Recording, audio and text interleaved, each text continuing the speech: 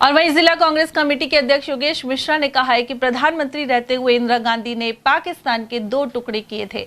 इसके अलावा अमेरिका को मुंहतोड़ जवाब दिया गया था, लेकिन मौजूदा प्रधानमंत्री नरेंद्र मोदी अमेरिका द्वारा टैरिफ कई गुना करने पर भी चुप्पी साधे हुए हैं। वहीं मिश्रा ने आरोप लगाया कि भारतीय निर्वाचन आयोग का लगातार दुरुपयोग किया जा रहा है। साथ ही नेता प्रतिपक्ष राहुल गांधी द्वारा लगाए गए आरोपों का आयोग एवं सरकार के पास कोई जवाब नहीं है। पंडित जवाहरलाल नेहरू जी वो शख्स थे जो सारी सुख सुविधाएं होते हुए 11-11.5 साल आजादी की लड़ाई के लिए जेल में रहे।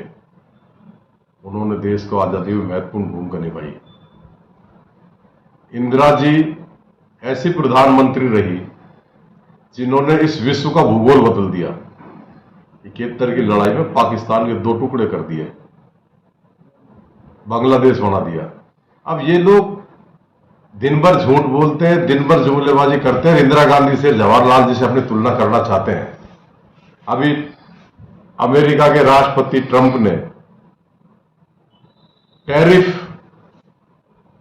जो था वो 25% लगाया, पहले 25 से बढ़ा के 50% कर दिया।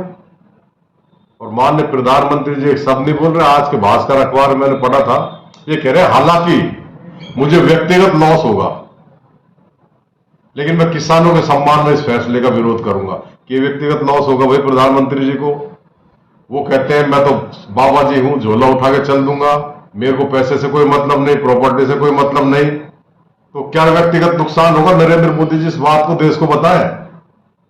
या तो अडानी के इन सारे हिस्सों बिजनेसों में पार्टनर है, ये जग जाहिर है, उन्हीं के स्टेटमेंट बता रहे हैं।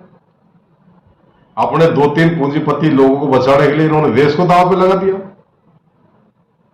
पाकिस्तान से युद्ध जैसे हालात बने, युद्ध चला 2-3 दिन, अमेरिका के राष्ट्रपति घोषणा कर रहे हैं युद्ध रोकने की, और भारत के प्रधानमंत्री को पता ही नहीं है, अगला एक शब्द नहीं बोल रहा।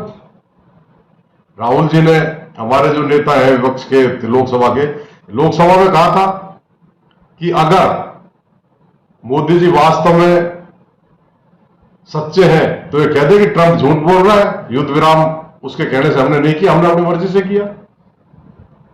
मैं धन्यवाद देता हूं इस देश की सेना को, सैनिकों को, जिन्होंने हमारी लाज बचा दी इस देश की।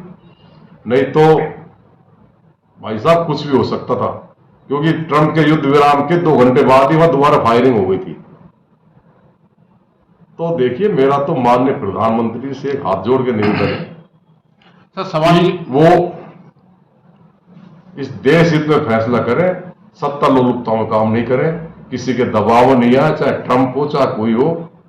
देश का स्वाभिमान सबसे ऊंचा है। आप देश को विश्वगुरु बनाने जा रहे हो और तुम्हारे युद्ध विराम के फैसले अमेरिका के राष्ट्रपति कर रहे हैं, काहे के विश्वगुरु बनोगे?